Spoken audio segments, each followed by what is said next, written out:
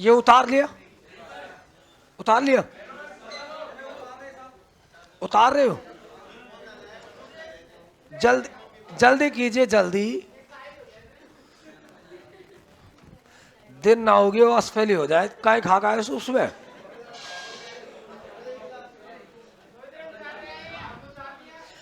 हाँ जी, उतार लिए तो कोई दिक्कत नहीं, अपना टॉपिक पा जाओ।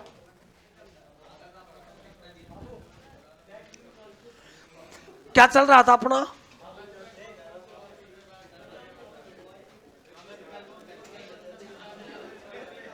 मगध पर शासन करने वाले राजवंश।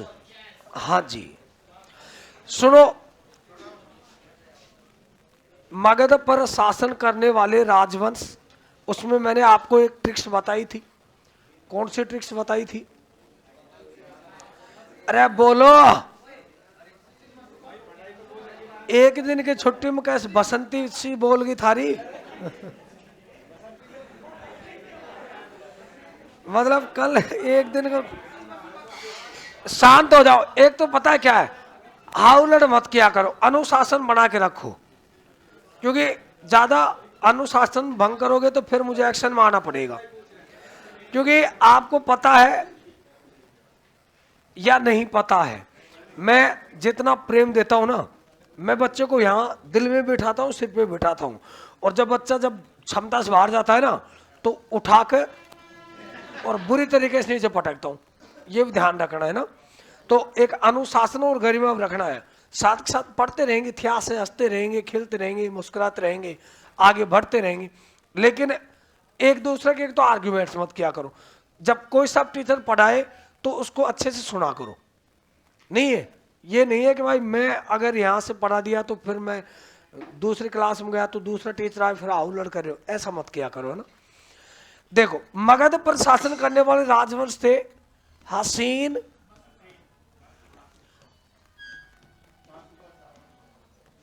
मासुकसा। हसीन, मासुकसा है का मतलब हार्यक वंश। कौन सा वंश था? हार्यक वंश। है का मतलब हार्यक वंश। सी का मतलब है का हार्यक, सी का शिशुनाग। कौन सा नाग? हाँ जी, नस नस में समागो। न का मतलब कौन सा? माँ का मतलब कौन सा? मौर्य। सु का कौन सा वंश? कै का कौन सा? कर्ण वंश। और सा का सातवान वंश। कौन सा वंश? सातवान वंश। 7 नंबर पे कौन सा वंश है? सातवान वंश। अब देखो, हर्यक वंश के बारे में हमने अध्ययन कर लिया था पिछली क्लास में। इस वंश का जो शासक था अंतिम, कौन था? नाग दशक। कौन था? नाग दशक। इस नाग दशक का सेनापति कौन था? शिशुनाग। कौन था? शिशुनाग। इस शिशुनाग ने एक दिन मौका देखकर और इसको लोड कर दिया टम्पू में। किसको? नाग दशक को। अर्थात नाग दशक की हत्या करके शिशुनाग ने कौन से वंश की स्थापना कर दी? नाग। कौन से वंश की? शिशुनाग वंश की। शिशुनाग वंश का सेनापति था महापद्मनंद। कौन था? महापद्मनंद।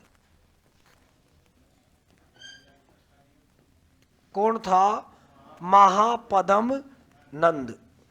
इस महापद्मनंद ने मौका देखकर किसको सल्टा दिया? शिशुनाग। शिशुनाग की, शिशुनाग को। भाई नाग दशक हर्यक वंश का अंतिम शासक था। नाग दशक की हत्या करी शिशुनाग ने और कौन से वंश की स्थापना कर दी थी? शिशुनाग की। शिशुनाग का सेनापति कौन था? महापद्मनंद। महापद्मनंद ने किसकी हत्या कर दी? शिशुनाग की। और कौन से वंश की स्थापना कर दी? नंद वंश की। महापद्मनंद के बाद में नंद की गद्दी पर जो बैठा वो था घनानंद, जो बड़ा ही घमंडी शासक था। बहुत ज्यादा घमंडी शासक था ये। कौन? घनानंद। घनानंद की एक कन्या थी बहुत ही सुंदर, नाम वो दुर्दरा। बहुत ज्यादा सुंदर थी दुर्दरा। किसकी पुत्री थी ये? किसकी? गणानंद की। अब यहां से उठाएंगे उस बुजुर्ग आदमी को। किसको? चाणक्य को, जो वहां उस बच्चे को शिक्षा दीक्षा अस्त्र शस्त्र सिखा रहा है। अब वो काम आएंगे यहां पर। शिक्षा दीक्षा अस्त्र शस्त्र सिखाकर चंद्रगुप्त मौर्य उस बच्चे का नाम रहेगा। चाणक्य काफी दिन से फ्रस्ट्रेशन में चल रहा था। क्यों चल रहा था? क्योंकि नंद वंश का जो शासक था घमंडी गणानंद, इसने चाणक्य का बड़े दरबार में क्या किया था? अपमान। तो वो ये चाहता था कि मैं, और वो प्रतिज्ञा भी ली थी उसने भरे दरबार में प्रतिज्ञा ली थी। किसने? चाणक्य। चाणक्य को कहा जाता है कौटिल्य, भारत का मैकियावेली भी कहा जाता है, इसको विष्णुगुप्त के नाम से भी जाना जाता है। इसने भरे दरबार में प्रतिज्ञा ली थी और अपनी जो शिखा थी चोटी उसको खोल दिया था कि मैं आज भरे दरबार में प्रतिज्ञा लेता हूं कि मैं जब तक नंद वंश को पूरी तरीके से नष्ट नहीं कर दूं तब तक मैं बालों की चोटी नहीं बनाऊंगा। और वहां से ये कहकर आ जाता है। अब ये थोड़ा सा तैयार हुई चंद्रगुप्त तैयार होते साहब गुरु जी को लगे कि भाई साहब तेन तो मिसाइल बना दी, एटम बम बना दिया तेन, फटा गुजार नारी। गुरु जी ने कहा कि चाणक्य चंद्रगुप्त से, चंद्र एक दिन धूप को समय हो, ठीक ठाक मौसम हो, ठंडी ठंडी हवा चल रही, साए साए की आवाज, कबूतर मुर्गान की आवाज आ रही, बढ़िया एनवायरमेंट, बहुत शानदार है। ऐसा मानो कमल की पंखुड़ी जैसे आसपास खिल रही हो, अच्छी सुगंध ही, और मतलब वातावरण ऐसा था, बहुत शानदार वातावरण। इतना अच्छा वातावरण हो, चारों तरफ मतलब कोहरा हो, ठंड हो, कबूतर नाच रहे हो, मोर नाच रहे हो, हल्के हल्की आवाज चल रही हो, और वहां भाई साहब खोपड़ो पकड़ के बैठे तो वहां से बुरा आदमी कोई ना है। मतलब इतना अच्छा प्रकृति ने इतना अच्छा मनोरम दृश्य दिया, और वहां में भी अगर आप मूड पकड़ के बैठे हो तो यहाँ से बुरा दिन जिंदगी में कभी नहीं आएगा। भाई साहब मूड पकड़ के बैठे, सिर पकड़ के। कौन? चाणक्य। चंद्रगुप्त आता है, गुरुजी लगता हो आज सैड सैड लग रहे हो आप, कोई चक्कर है क्या? हाँ, मतलब दुखी दुखी लग रही हो। जब गुरुजी ने कहा कि दुख तो मैं बहुत दिनों से झेल रहा हूं, ये जो दुख है इसको मैं काफी दिनों से साथ लेके चल रहा हूं। गुरुजी बताओ क्या पीड़ा है आपको? खांसी जुकाम बुखार है तो शीशी ले रहा हूं मेडिकल के ऊपर से, और कोई अगर कोई गुप्त बीमारी है डॉक्टर के चले भाई। अपन तो ये कर सक भाई, कोई अगर कोई बीमारी है तो डॉक्टर खैर बीमारी नहीं। मैंने आज से कई वर्ष पहले नंद वंश में मेरा अपमान हुआ और मैं उस अपमान का बदला लेना चाहता हूं। गुरु जी चलो, अगर ऐसी बात है तो तुम्हारे लिए जान हाजिर है। चाणक्य ने कहा कि मैं भी तैयार हूं, मैं तो ले जाने के लिए तेरे तैयार हूं। अब मैं ये कर रहा था कि मैं तुझसे बात करूं, पर तू भी तैयार हो गया तो चलते हैं। चंद्रगुप्त ने कहा कि देख लो, तो अब देख लो, बाद में देख लेंगे, कोई दिक्कत नहीं। ना ना ना, बाद में ना, अब तो देखेंगे अभी। चलो साहब, गुरुजी लेकर चले गए साहब, 2-4-5 हजार सैनिक आए इनके पास में, ले जाकर साहब घनानंद का गेट का बाहर जा तांडव कर बलद, बाहर निकल घनानंद। घनानंद देखने की वहां से, यार ये रात का 8 बजे कौन चिल्ला रहे? उसने देखा कौन है रे? एक साहब वो ये चाणक्य।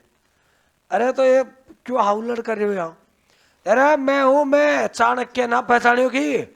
ये देख अभी खुला, ये मतलब चोटी अभी खुली है, बांधे ना है, आज खत्म करूं तो पूरी तरीका से।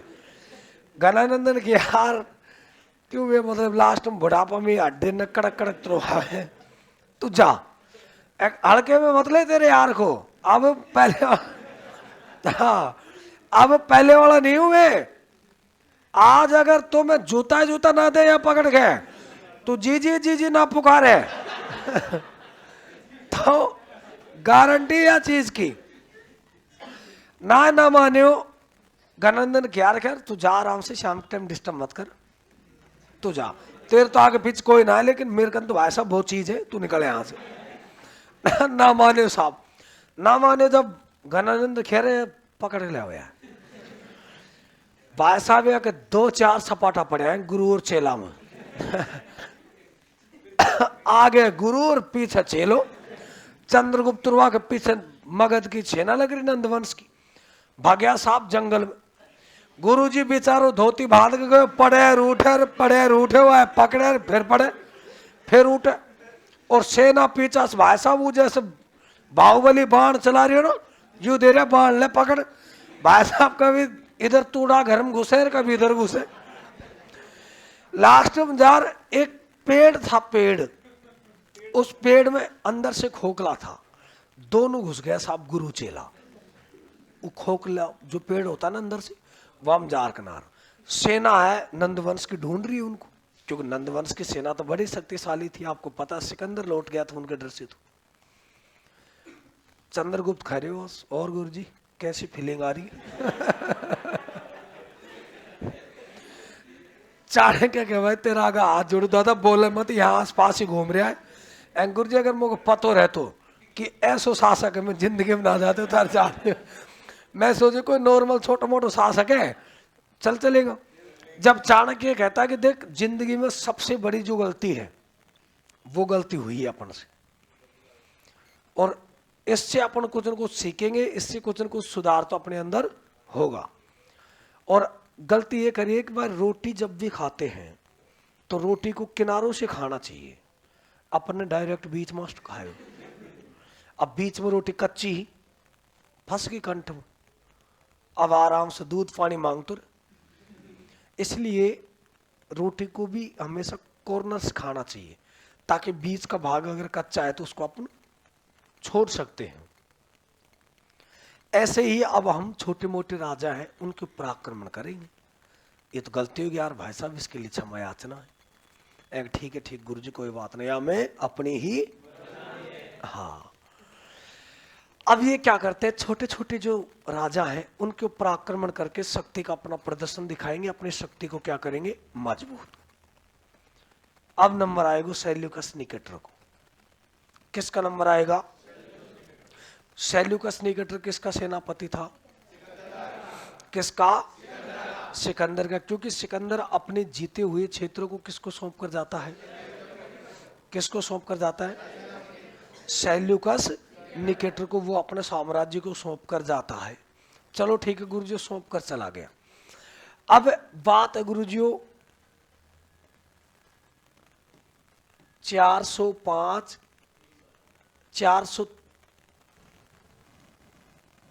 305 सॉरी,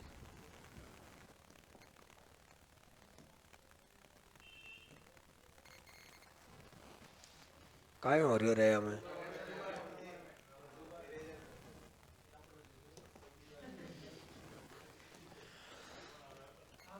305 304 ईसा पूर्व में की बात है गुरुजी। एक तरफ सेनापति था सिकंदर का सेल्यूकस निकेटर। कौन था? सेल्यूकस निकेटर, ठीक। दूसरी तरफ कौन है? चंद्रगुप्त मौर्य। चंद्रगुप्त मौर्य, इन दोनों के मध्य युद्ध होता है गुरुजी बहुत भयंकर तरीके से 305 304 ईसा पूर्व में। ये अपने भारत का था, नौजवान युवा था, बड़ी बड़ी मूछे, 7-8 फीट को गबरू जवान, वीर योद्धा था, तरोताजा ऐसे मानो जैसे मक्का शिरो। कौन? चंद्रगुप्त मौर्य। सेना को भाई साहब ऐसे चीरता हुआ, मारता हुआ, बड़ा खतरनाक था, क्योंकि तमाम युद्ध कलाओं में ये निपुण हो चुका था। कौन? चंद्रगुप्त। मारते हुए जा रहा था सब बुरी तरीका से यूनान की सेना को। इसी युद्ध को देख रही थी इसकी पुत्री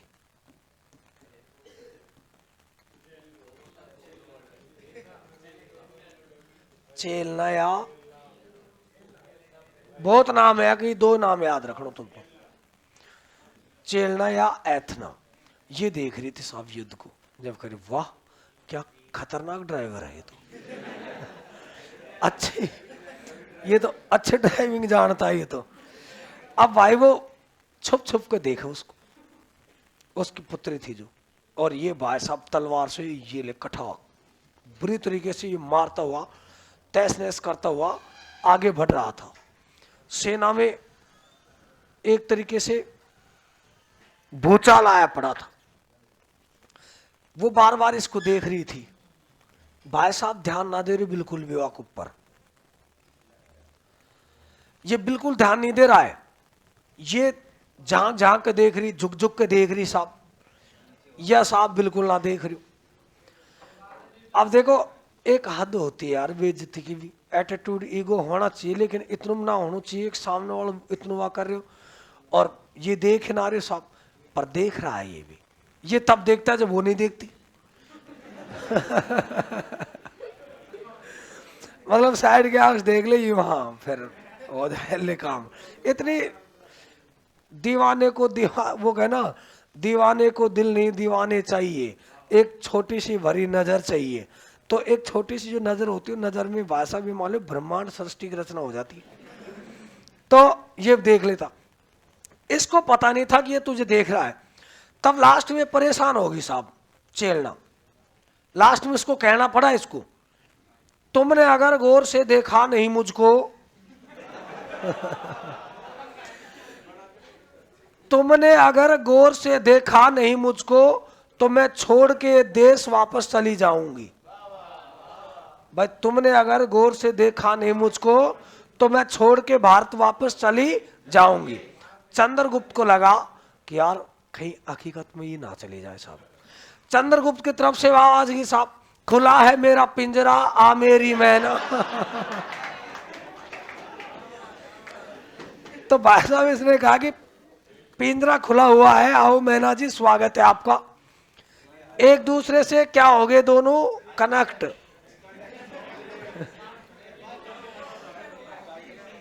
ब्लूटूथ कनेक्ट हो गया दोनों का। हॉट स्पॉट नहीं था उस समय, हॉट स्पॉट अब आया है। हाँ जी, पहले तो आप ये सोचो गाने भी हम ब्लूटूथ से लिया करते थे। जब गाने लेते थे तो रात को मार्क लगा के और ब्लूटूथ से कनेक्ट करके रख देते थे, पूरी रात माता रेंगाई है, क्योंकि उनकी स्पीड स्लो थी, धीरे चलती।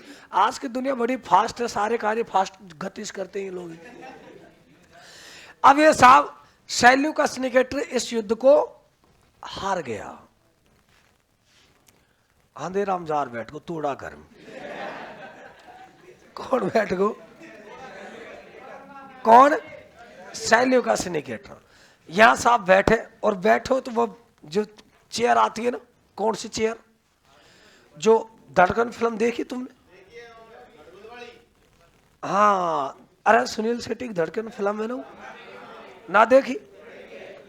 देखिए, हाँ, समझा करो प्लीज देव मेरी, वो राम देवी नाम होगा, हाँ, प्लीज देव समझा करो मुझको। काहे समझता नहीं, जिंदगी कबूतर बना दिया लास्ट में। नहीं है, सपना दिखा दिया बेचारा को, मम्मी से जाके मिल रही है कि मैं तो बहू बनेंगी उठारी। मतलब सुनील शेट्टी की माँ से जाके मिलती थी शिल्पा शेट्टी है कि मैं तो बहू, और पैर चूथी भाई साहब ऐसे जाके, जैसे सासू का छुए ना ऐसे, मतलब पूरा रीति रिवाज निभाए। लास्ट में जा दूसरा टेम्पो में लोड हो गया, ऐसे थोड़ी होता। तो उसके साथ भी ऐसा हुआ। लास्ट में जब वो अपनी पिताजी के पास लेके जाती है तो चप्पलों में जाता है बेचारा, और वो भाई साहब बहुत बड़ा उद्योगपति था। जब उससे कहा कि तेरे चप्पल, और चप्पल में छेद। मतलब गांव में देखो ना है, एडी के नीचे घिस जाए नु, अरे पीछे जो चप्पल रहे उसमें आर पार छेद हो जाए, ऐसे माने जैसे गर्मी का जग खड़िया में चल रहा हो, जैसे अटरिया में ना लगाए खिड़की, लू आर पार जाए। ऐसा छेद हुआ में, और धनी यूं बैठे हो जाके यूं।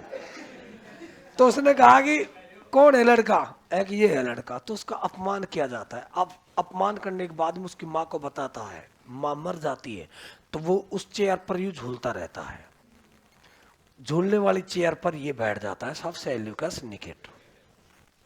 तभी जाती है इसके पास में कौन, hello my dad, how are you? Dad है, आई एम फाइन। खुश हूं बेटा, कहाँ से आई है? मैं कॉलेज से आई हूँ, जीडी कॉलेज में फॉर्म जमा करा कर। हाँ एमए प्रवेश को फॉर्म जमा करवाइए। के सब्जेक्ट लिए? इतिहास ही लिए पापा मैंने। बहुत बढ़िया। एकदम किचन में तेरा वो पोया वोया रखा, खा ले, नाश्ता वास्ता कर ले। एंग नहीं पापा आपको खुशखबरी सुनानी है। एंग बताओ क्या बात? पापा दुखी दुखी लग रहे हो आप, क्या बताऊं? बताओ, मैं तो चाव सावी मैं आपको बात बताने के लिए, और आप वो जो ऐसे मुंह लटका के बैठे जो बाजरा खींचड़ी, ऐसा थोड़ी होता है। तो उसने कहा कि हाँ बता बेटा बात। एक पापा कहाँ से शुरू करूं? पापा ने कहा शुरू से शुरू कर। पीछा शुरू मत कर, आगा शुरू कर। एक ठीक है। तो पापा हमको है ना प्रेम हो गया। कि वाह, ये तो बड़े खुशी की बात है। प्रेम हो गया, जो काम मुझे करना चाहिए था वो आपने किया, आप तो बड़े हैवी ड्राइवर निकले। एक पापा हमसे प्रेम हो गया। एक ठीक है प्रेम हो गया, तो एक पापा हम शादी करना चाहते हैं उसी लड़के से। एक कोई दिक्कत ना है, लड़के को कल चाय नाश्ते पे बुलाना, उससे बैठकर बात करेंगे। एक ठीक है साहब। वन साहब फोन लगाए, टेले ले ले फोन। चंद्रगुप्त मौर्य ने फोन उठाया साहब। उठाकर उसने कहा हेलो। हाँ, उसने चंद्रगुप्त ने बोला हाँ हेलो मैं बोल रही हूँ। तो कौन बोल रही है? अरे भाई बोल रही हूँ। अरे तो बता सही, भाई बोल रही हूँ। वाह कौन? गोलू की मम्मी। ठीक है। ठीक है ठीक है। वो एगो पापा ने आपको बुलाया है। तो उसने कहा कि पापा ने आपको बुलाया है। तो उसने कहा क्यों बुलाया है? एक पापा देखना चाहते हैं कि लड़का बेरोजगार तो नहीं है, कितना कमाता है, किस में है।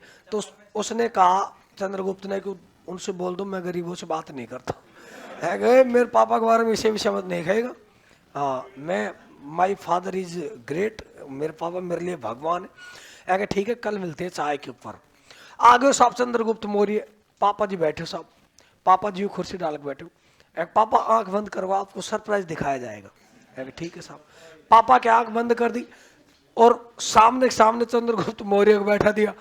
अब साई जैसे बैठाया, अब उसकी फिर पट्टी खोलती है। पापा हम जिसको चाहते हैं आपको अब दिखाते हैं सरप्राइज। और भाई साहब आंख खोलते हैं यार, वो कुर्सी कूद कर भागे उधर साइड। क्योंकि उसी के डर की वजह से तूड़ा घर में बैठी हुई। बेटी तुझे और कोई नहीं मिला, तू गधा घोड़ा ले रहा थी, मैं वो साथ ब्याह करवा दूंगा, लेकिन यह साथ ना करवाऊं। या जो मैं तूड़ा घर में बैठे हूँ या एक वजह से बैठे हूँ। पापा पापा पापा पापा प्लीज, हमको है ना इससे प्यार हो गया, हम इससे शादी करेंगे, पापा प्लीज मान जाओ ना। पापा ने कहा कि नहीं नहीं नहीं पापा मैं भाग जाऊंगी इसके साथ में। फिर आप ये सोचोगे बदनामी होगी तो किसकी होगी? आपकी होगी बदनामी, क्योंकि मैं इससे बहुत ज्यादा प्रेम करते हो। तो चंद्रगुप्त मौर्य ने, इसने सेल्यूकस निकेटर ने इसको एक्सेप्ट कर लिया था। चल ठीक है कोई दिक्कत नहीं। तो इन दोनों के मध्य क्या हो गई थी? संधि हो गई थी। क्या हो गई? संधि। किस किस के मध्य होगी? सेल्यूकस निकेटर और चंद्रगुप्त मौर्य के मध्य। सेल्यूकस निकेटर इन दोनों के मध्य साहब संधि होगी। तो पंडितन ने बुलाया। पंडित आया साहब, दोनों छोरा छोरी की कुंडली देखा, या की कुंडली देखे और पदन काय देखे वो पंडित जान। दोनों की कुंडली देखने के बाद में शादी वादी डिसाइड कर दी साहब, ब्याह शादी कर दिया। भगवान ऐसो ससुर सबन को दे, क्योंकि इसने समुद्र गुप्त को, वो सॉरी चंद्रगुप्त को 4 राज्य दहेज में दिए थे। 4 राज्य सेल्यूकस ने 4 राज्य चंद्रगुप्त को दहेज में दिए। पहला काबुल, दूसरा कंधार, तीसरा मकरान,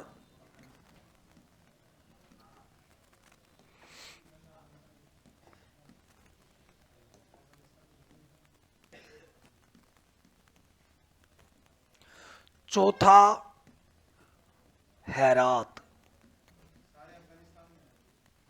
पाकिस्तान में भी, ये अब गया अफगानिस्तान में। कुल मिला के पूरा तो पाकिस्तान, पूरा अफगानिस्तान, 2 देश दहेज में। बताओ। तो जब कहने ऐसो ससुर भगवान सबन को दे, जो 2-3 देशन का तुम भी राष्ट्रपति प्रधानमंत्री बन दो। अब इनको याद कैसे रखोगे? सुनो, शादी हुई गुरुजी, पंडित जी बैठे, रिश्तेदार बैठे, पावनी फैयाई हुई, तो जो बुजुर्ग लोग हैं वो तो फेरान तरफ ध्यान दे, बाकी तो सब अपने पर्ची फुर्चीन में लगे रहे ना है। हाँ, नहीं आप ये बताओ, जब फेरा दूल्हा और दुल्हन का हो रहा है, उनके दूल्हा के पीछे 2 लड़का बैठ जाए, दुल्हन के पीछे 4-5 लड़के आ बैठ जाए, कई काम पीछे बैठ पाओ। और उनसे जाकर पूछ लो, ये प्रकृति का नियम है, उनसे पूछना कि भाई वो जो तुम दुल्हन के पीछे बैठो, ऐसे पता ना कितनी दुल्हन के पीछे बैठ चुकी होती है, वो एक भी मंत्र बता दो फेरान का जो तुमने पंडित जी का मुंह से सुने हो। ध्यान ही ना रहे, वो ध्यान तो कहीं को कहीं चलते रहा उनको। हाँ, तो अब वहां पर सब फेरा हो रहा, तो चंद्रगुप्त मौर्य से पूछा, हमारी लड़की आपको कबूल है? चंद्रगुप्त ने कहा कबूल है, कबूल है, कबूल है, लड़की कबूल है, कबूल है, कबूल है। ठीक है साहब, घर कैसे लेके जाओगे? कंधों पे ले जाऊंगा। कैसे लेके जाओगे? कंधा पे ले जाऊंगा साहब। रखोगे मकान में रखूंगा, खा रखूंगा मकान में, हैरान तो नहीं होगा? मतलब ही ना है, प्यार किया तो याद होगा, चार याद हो गए ना। शादी कबूल है, कबूल है, कबूल है, कबूल है, कबूल है। घर पे कैसे ले जाएगो? कंधा। कैसे ले जाएगो? कंधा पे। रखा कहां पर है? हैरान तो ना होएगो, याद होगी। पहला कौन सा है? अरे कौन सा है? दूसरा, तीसरा, चौथा। ये 4 राज्य दहेज में किस में मिले थे? किसको? देने वाला कौन है? कौन है देने वाला? Seleucus Nicator. और सेल्यूकस निकेटर कौन था? सेनापति। कौन था? किसका सेनापति था? किसका? सिकंदर। सिकंदर कौन था? यूनान का शासक। नेता ना हो साहब, नेता। यूनान का शासक था वो। कहां का शासक था? यूनान का शासक। बदले में चंद्रगुप्त मौर्य ने, किसने? चंद्रगुप्त मौर्य ने सेल्यूकस निकेटर को 500 हाथी दान में दिए। कितने हाथी दान में दिए? 500 हाथी दान में दिए। किसको दिए 500 हाथी दान में? किसको? सेल्यूकस निकेटर को। समझ में आ गया? अब देखो आगे। चंद्रगुप्त मौर्य था, चंद्रगुप्त मौर्य को जो सेना थी, ऐसे कहते 6 लाख सेना थी इसके पास में। 6 लाख सेना, जिसको इतिहासकार जस्टी पिलनी ये इन्होंने डाकुओं की सेना कहा था। किसकी सेना कहा था? डाकुओं की सेना। किसकी सेना कहा? डाकुओं की सेना। ऐसे कहते हैं कि चंद्रगुप्त मौर्य ने 6 लाख की सेना लेकर पूरे भारत को रोन डाला था, बहुत बुरी तरीके से तहस नहस कर दिया था चंद्रगुप्त मौर्य ने। चंद्रगुप्त मौर्य को यूनानी इतिहासकारों ने एंड्रोकोटस,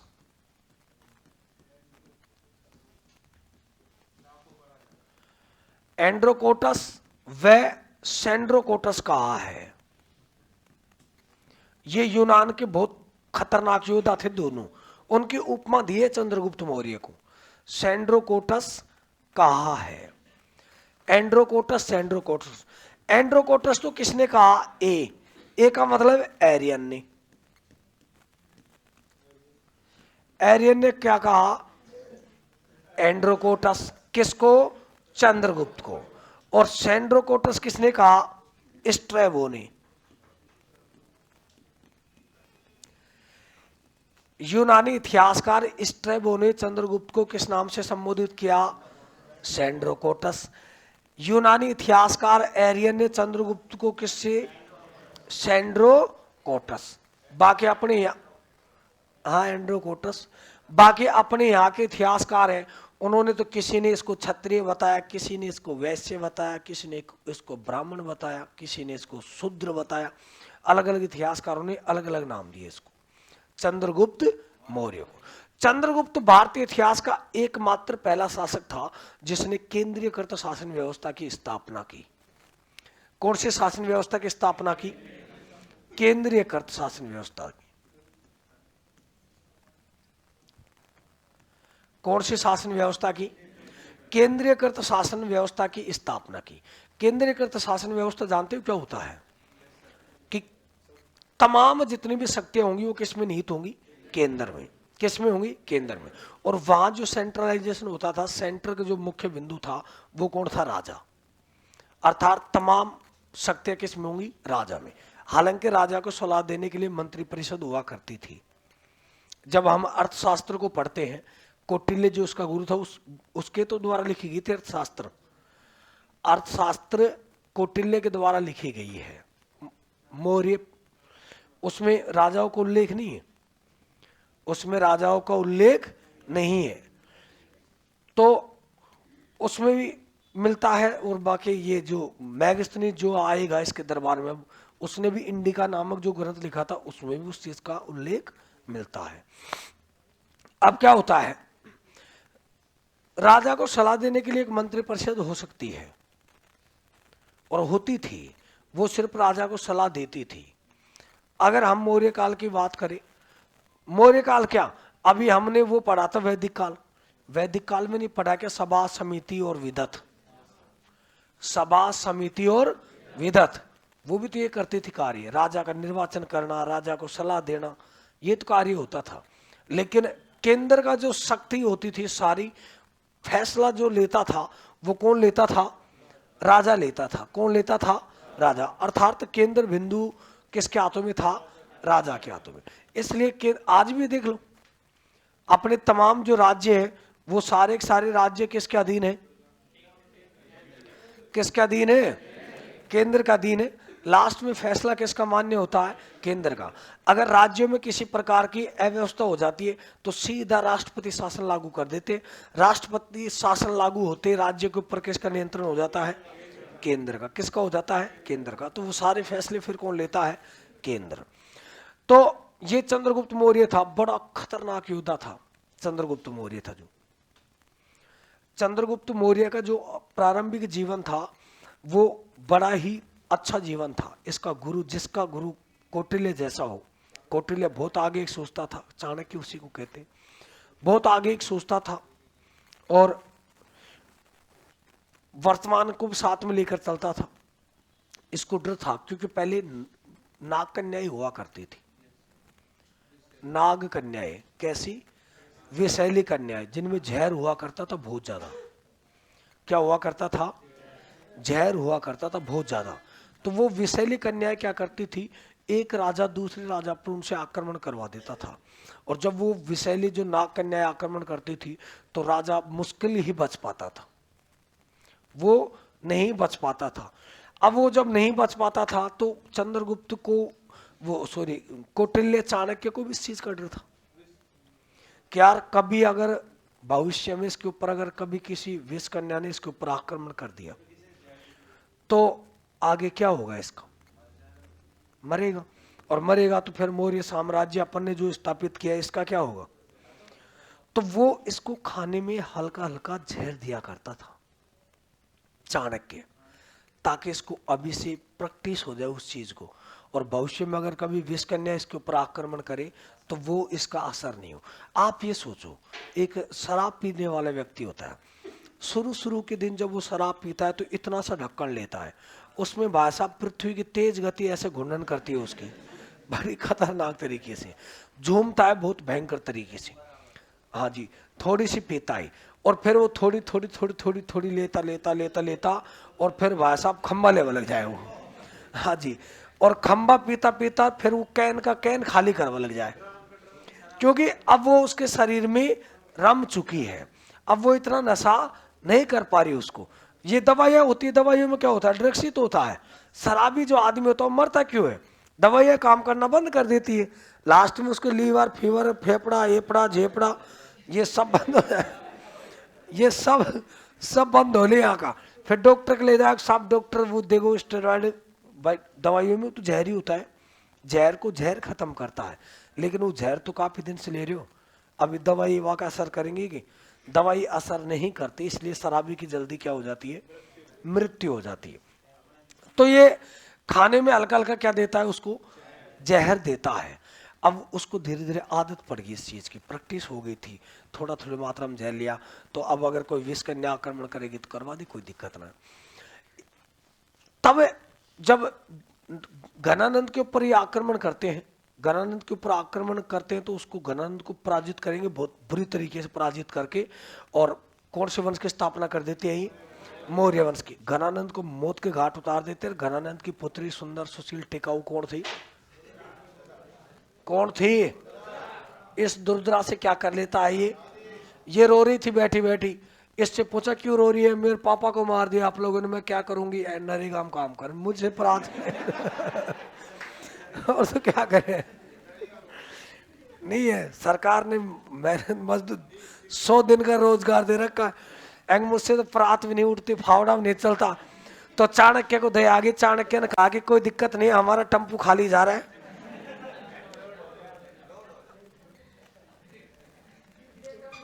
चंद्रगुप्त ने इसके साथ में क्या कर लिया? विवाह कर लिया। इधर ये सब इसको सारी प्रैक्टिस सिखा दिया था, जहर वहर की सबकी। ये दुर्दरा थी, ये गुरुजियों प्रेग्नेंट थी नहीं? अरे पहले सुनाए दादा, ये तुम बड़ा। शादी के बाद में इसके पेट में बच्चा था। डॉक्टर ने इसको सलाह दी कि सुबह सुबह घूमा कर, महल में घूम लिया कर, हाँ, और अनार वनार खाया कर, खून की कमी तो ये साहब घूम रही साहब, वहाँ बाहर गार्डन हो, राजा साहब बाहर जाने की जरूरत नहीं थी, घूम कर आए साहब। उसी समय थोड़ी देर पहले इसका दूध का गिलास था चंद्रगुप्त मौर्य का, चाणक्य ने उसमें जहर डाल दिया था, क्योंकि चाणक्य को पता था, चंद्रगुप्त को पता था। इस बात का पता दुर्दरा को थोड़ी पता है। ये आए साहब, आती आती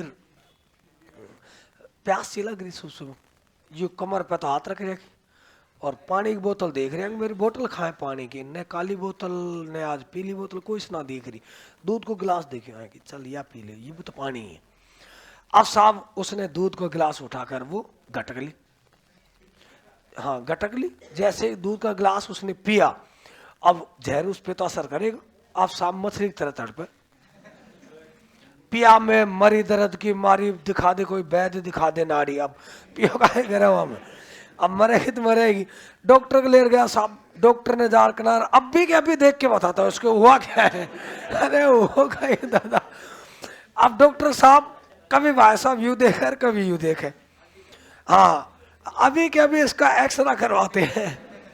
लास्ट में जाकर डॉक्टर ने, बताता हूँ, डॉक्टर ने बताया कि साहब देखो बात ऐसी है, 2 माह से एक ही बचोगे, या तो जच्चाए बचा लो या बच्चाए बचा लो। चंद्रगुप्त मौर्य चाणक्य दोनों सोच में पड़ गए कि यार ये आज मुसीबत आई भाई सबसे बड़ी। दोनों बैठा, गुरुजी क्या करे बताओ? यार क्या करे अब बताओ? गुरुजी आप बताओ। तो गुरुजी ने कहा कि देख तू राजा है, तेरी शादी और हो जाएंगी, पत्नी दुनिया भर की आएंगी नहीं, हाँ यह चीज को मुझको फुल विश्वास है। कौटिल्य ने कहा चाणक्य से मुझे फुल विश्वास है, शादी मनवा जैसे कर लेंगे, लेकिन यह चीज को विश्वास ना है बालक हो जाएंगे। बात ही उसे भाई बच्चे भगवान के देने हो तो हो, नहीं ना भी हो। तो उन्होंने कहा कि हमको बच्चे को बचाना चाहिए। किसको बचाना चाहिए? बच्चे को। अब डॉक्टर के पास गया, डॉक्टर गंजार करना कि हमको बच्चा चाहिए। डॉक्टर ने कहा कि 3 नंबर कमरे में जाकर एप्लीकेशन भर दो। एप्लीकेशन भरवाते कि अगर इसमें कोई मारा गया तो उसके लिए स्वयं हम जिम्मेदार है, हस्ताक्षर करो। आप कभी भी हॉस्पिटल में जाओगे तो मरीज की वो डॉक्यूमेंट्री जो फाइल होती है उसमें करवाते हैं कि हमारे पेशेंट को अगर किसी प्रकार की कोई प्रॉब्लम होती है तो उसके जिम्मेदार हम हैं, हॉस्पिटल किसी प्रकार से जिम्मेदार नहीं है। और सिग्नेचर करवा लेते हैं कि ठीक है बाहर बैठो, ले आओ भाई हथियार ले आओ, ले का हथियार धैर्य दे सीधर काट के और बच्चा निकाल के ले कर वाले को पूजन लाके। और ये मौर्य साम्राज्य के सौभाग्य था कि उस बच्चे का मुंह बंद था, होठ बंद थे छोरे के। अगर उसके होठ खुले होते, क्योंकि जहर की एक बूंद उसके होठों तक पहुंच गई थी, उस एक बूंद के कारण उस बच्चे का नाम रखा बिंदुसार। जो चंद्रगुप्त के अगला जो राजा बनेगा वो कौन बनेगा? कौन बनेगा? बिंदुसार। इसको देखेंगे कल।